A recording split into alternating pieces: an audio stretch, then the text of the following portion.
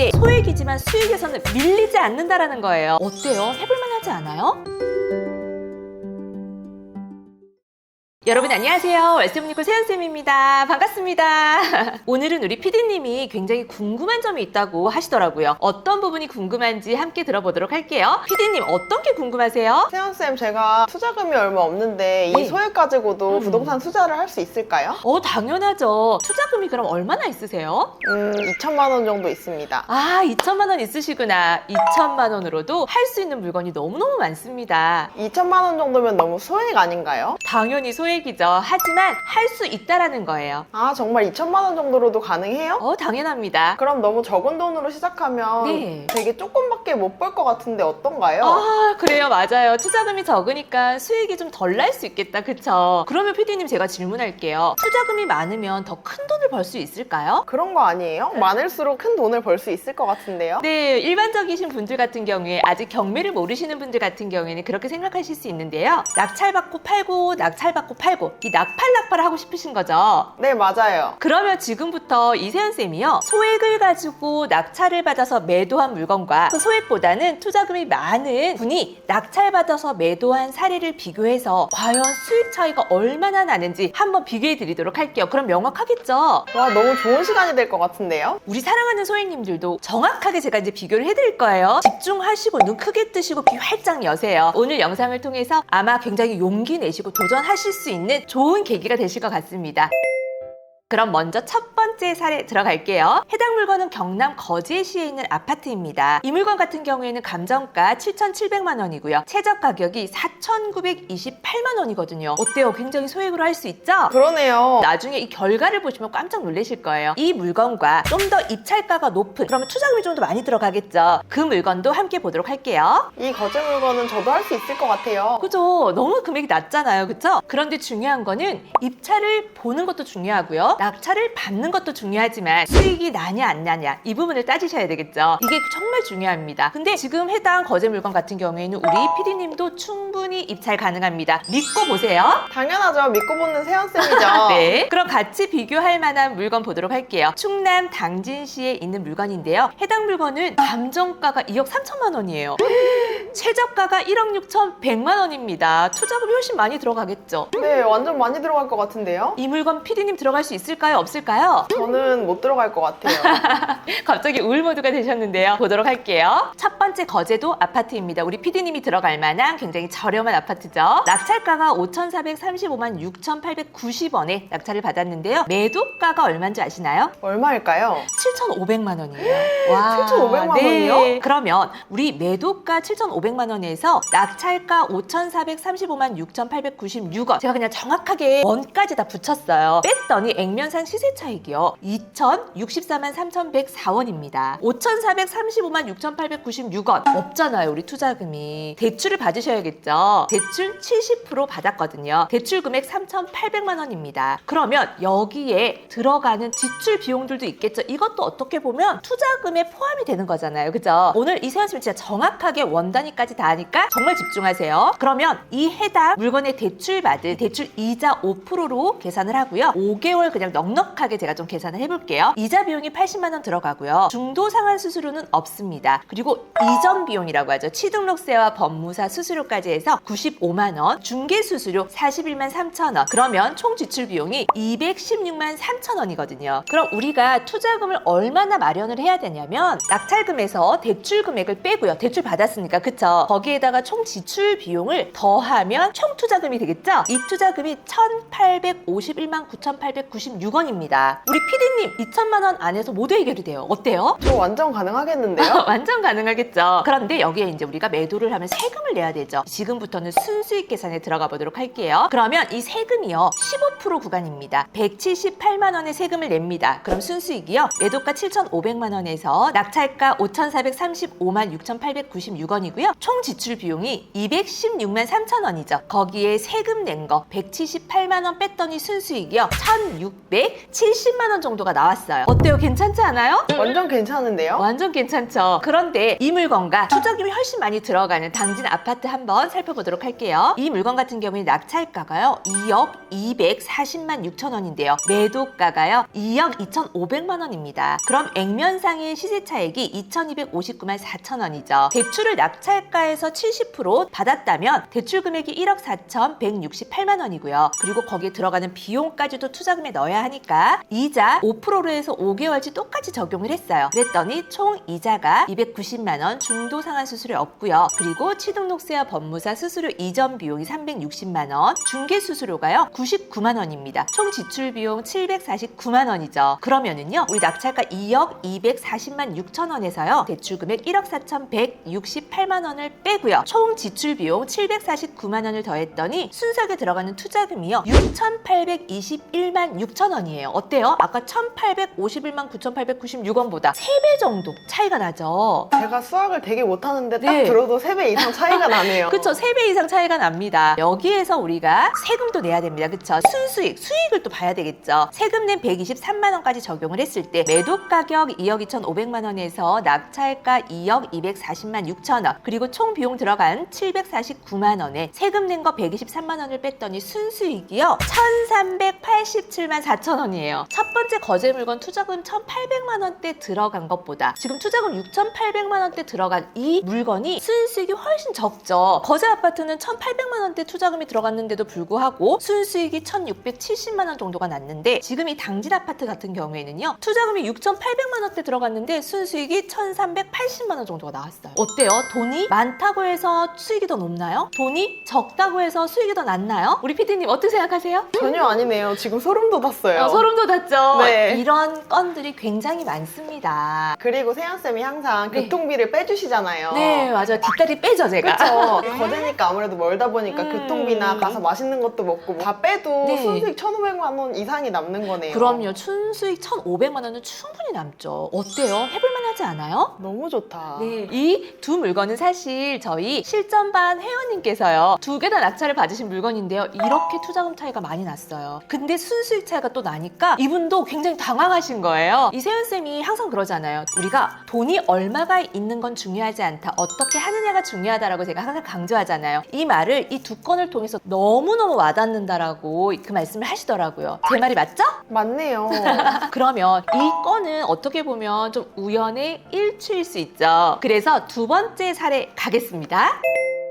두 번째 물건 같은 경우에 제가 두 개를 비교를 해드릴 거예요. 첫 번째 물건은 투자금이 소액으로 들어간 거, 두 번째 물건은 그 소액보다는 투자금이 더 들어간 거, 그리고 순수익 함께 비교해 보도록 할게요. 첫 번째, 경기 양주시에 있는 아파트이고요. 감정가가 2억 1,600만 원입니다. 한번 유찰이 되어서 최저가 1억 5천 120만 원까지 떨어진 물건인데요. 이 물건하고 같이 비교할 두 번째 물건은요. 인천 중구에 있는 한 아파트인데요. 감정 가격이 4억 1,400만 원이고요. 최저가 2억 8,980만 원까지 떨어진 물건, 이 두 물건 비교해 보도록 할게요. 세연쌤 이번 거는 두 번째 물건이 훨씬 더 감정가도 높고 지역도 좋아서 수익이 훨씬 더 많이 나올 것 같은데 인천이라서 네, 아닌가요? 네.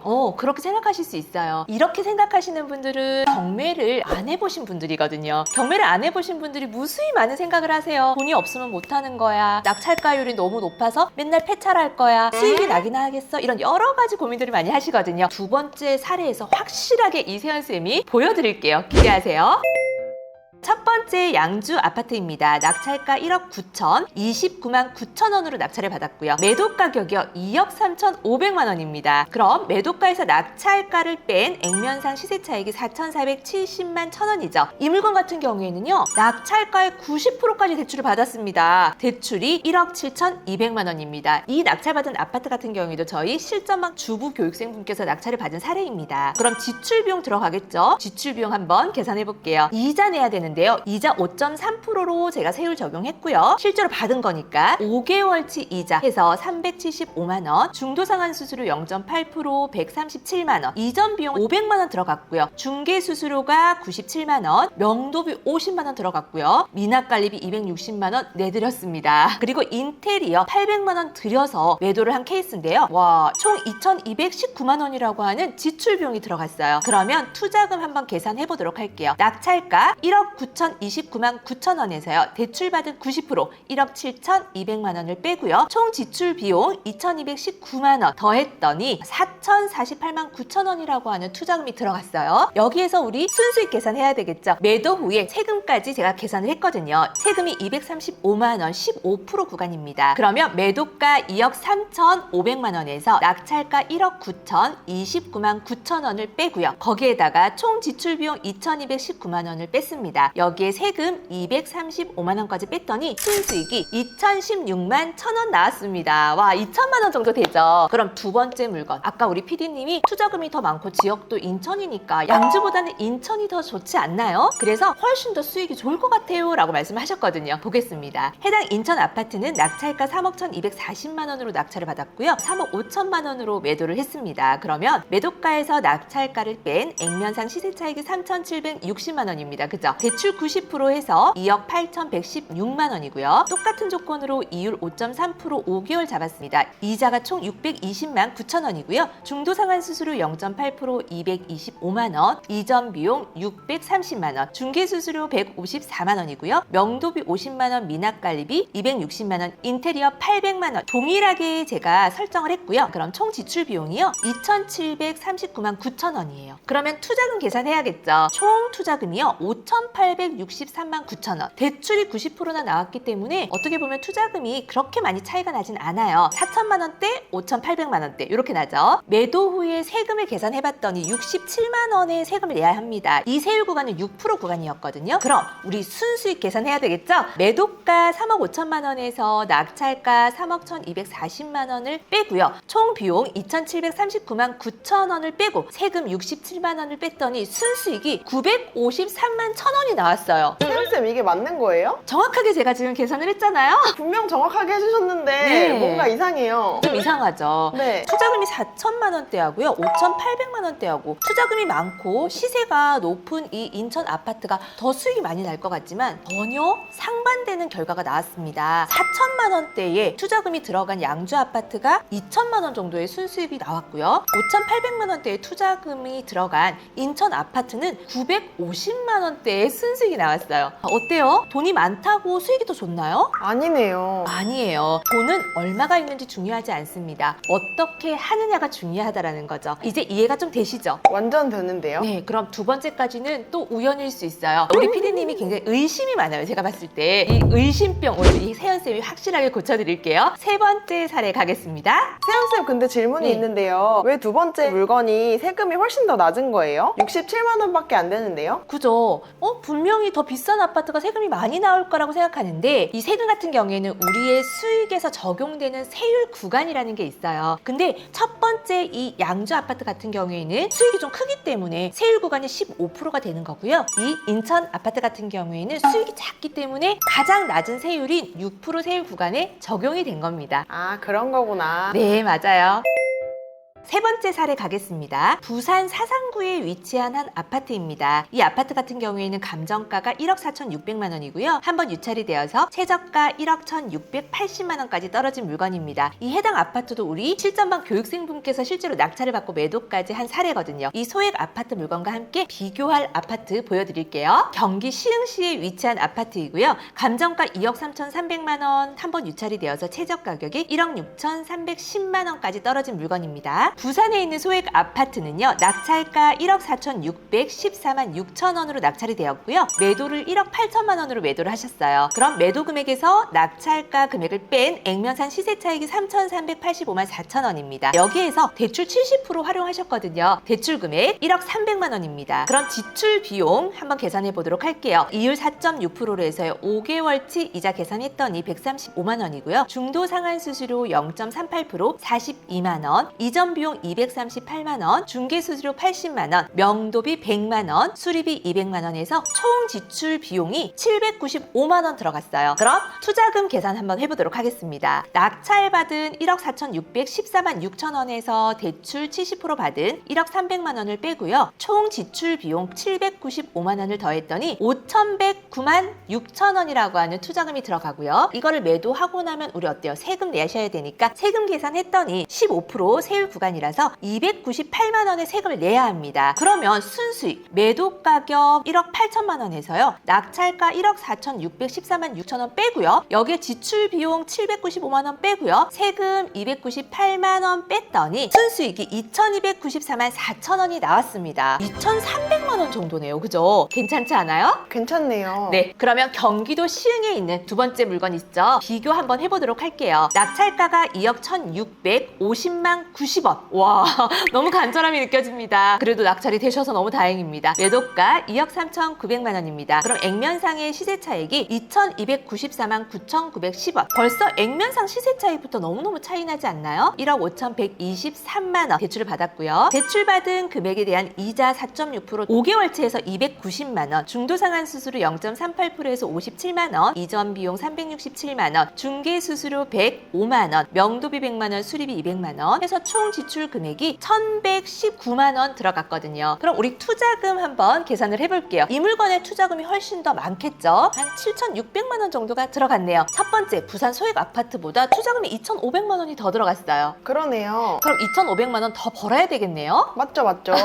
그런데 세금을 78만 원을 냈어요. 내고 순수익 계산을 해봤더니 매도 가격 2억 3,900만 원에서 낙찰가 2억 1,605만 90원, 그리고 총 비용 1,119만 원, 세금 78만 원을 뺐더니 순수익이 1,097만 9,910원, 한 1,100만 원 정도 순수익이 났어요. 어때요? 아까 거의 반도 안 되는데요? 그죠? 첫 번째 물건은 2,300만 원 정도고요. 두 번째 물건은 1,100만 원 정도잖아요. 그죠? 네. 그러면 그냥 우리가 대충 봐도 절반밖에 수익이 안 난 거예요. 투자금은 2,500만 원이 더 들어갔는데 말이죠. 네, 아까 세연쌤이 가르쳐줬듯이 벌써 세금부터가 차이가 많이 나네요. 네, 수익의 차이가 굉장히 나는 거죠. 그래서 우리 PD님도 그렇고요. 우리 사랑하는 소행님들도 그렇고 다 같은 소행님들이시잖아요. 그죠? 우리 PD님도 사랑하는 소행님이시죠? 그쵸, 저도 수행님이죠. 네. 그런데 너무 내 투자금이 소액이라서 나는 경매를 못 하나 봐. 나는 돈이 많은 사람들보다 돈을 못 버나 봐. 이런 착각을 하고 계세요. 너무 필요하지 않은 고민과 이런 걱정들을 너무 많이 하신다는 거예요. 그런데 이세연쌤과 함께하고 있는 우리 평생회원 실전반 교육생분들은 소액임에도 불구하고요. 공부가 아니에요. 실전 경매를 배워서 이렇게 좋은 결과를 내고 계신다는 겁니다. 너무 부럽지 않나요? 너무 부러워요. 그죠? 그런데 이런 좋은 결과를 내신 분들이요. 과연 처음부터 부동산을 알고 처음부터 경매를 잘 하셨던 분들일까요? 아닙니다. 정말 왕초보분이시고요.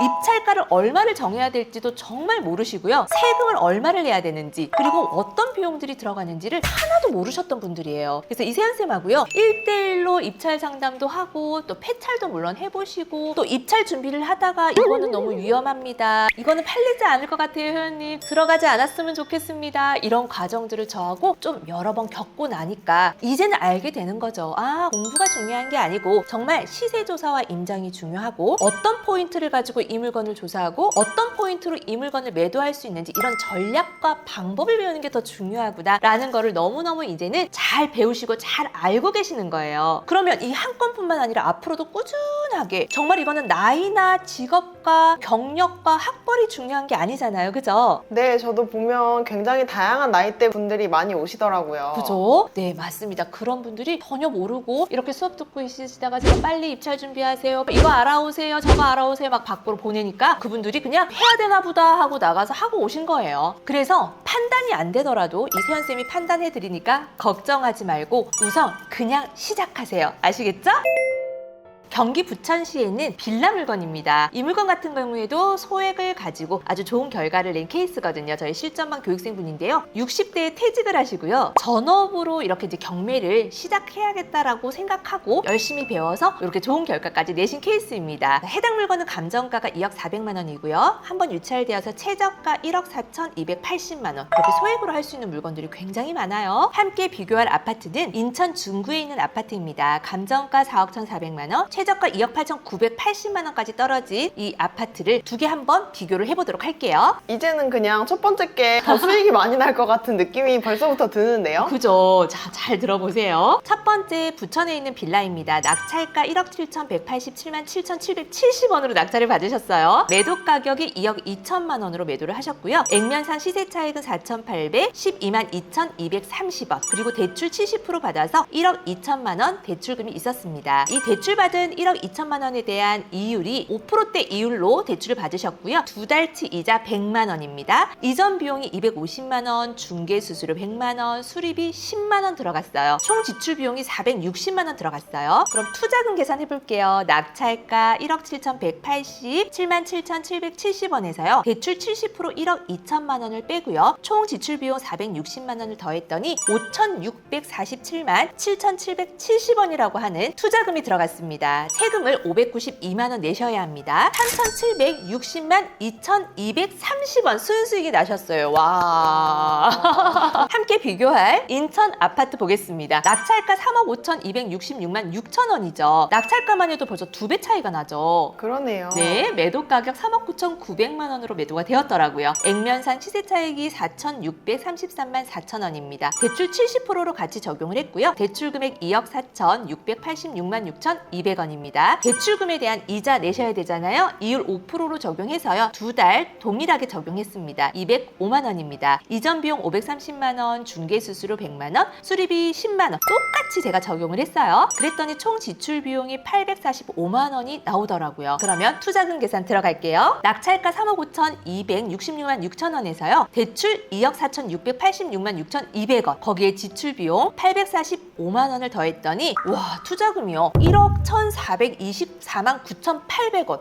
와, 1억이 넘어요. 우리 PD님은 이 물건 절대 못 들어갈 것 같아요. 전 절대 못 들어갈 것 같은데요. 네, 그렇죠. 하지만 네. 어땠어요? 소액으로 들어갈 수 있는 물건이 너무 많죠. 세금이 15% 세율 구간으로 해서 500만 원을 내셔야 하더라고요. 그럼 순수익 계산해 보도록 할게요. 매도 가격이요. 3억 9,900만 원이고요. 낙찰가 3억 5,266만 6천 원. 총 비용 845만 원에 세금 500만 원까지 모두 제했더니 순수익이 3,288만 4천 원이 나왔습니다. 어때요? 처음 이 부천 빌라 투자금 5,600만 원대고요. 두 번째 인천 아파트 투자금이 1억 1,400만 원대예요. 2배 정도 차이가 나죠. 근데 수익은요. 이 부천 빌라가 3,700만 원대고요. 인천 아파트 3,200만 원대. 이 부천 빌라가 수익은 500만 원이나 더 났어요. 어떤가요? 인천 아파트도 수익이 크긴 하지만 그렇죠. 그래도 투자금 대비했을 때는 네. 부천 빌라가 짱이네요. 짱이죠. 제가 이 두 번째 인천 아파트 뭐 이런 비교하는 아파트들이 못했다라는 게 아니에요. 절대 아닙니다, 여러분. 못했다라는 게 아니에요. 너무 훌륭하죠. 다만 1,000만 원만 수익이 나도 안 하는 것보다는 훨씬 낫거든요. 근데 오늘 이세연쌤이 우리 PD님이 걱정하는 부분을 좀 제가 해소시켜 드리기 위해서 정확한 데이터를 가지고 말씀을 드리는 거고요. 그랬을 때 소액이지만 수익에서는 밀리지 않는다라는 거예요. 그죠? 그쵸? 저도 자신감을 가져도 되겠는데요? 네, 자신감을 가지세요. 우리 소액 화이팅! 파이팅! 네, 세연쌤 같은 경우에도 대출받은 1,200만 원을 가지고 이렇게 하나하나 차근차근 투자금을 불리고 수익이 얼마가 났더라도요. 제가 들어갈 물건들이 꼭 있더라고요. 거기에 굉장히 감사해하면서 하나하나 최선을 다해서 했던 것 같아요. 그래서 지금 16년 동안 꾸준히 해온 결과 이 자리에 있는 것 같습니다. 너무 존경합니다, 세연쌤. 아, 감사합니다.